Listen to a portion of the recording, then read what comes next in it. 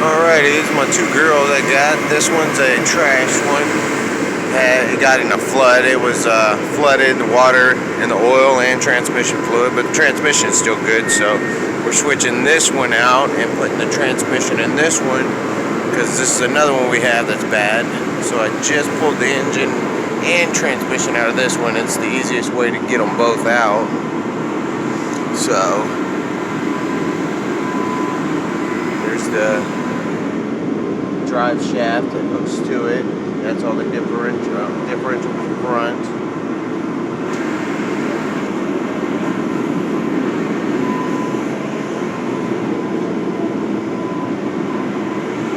This is what it should look like with the engine and transmission in it. So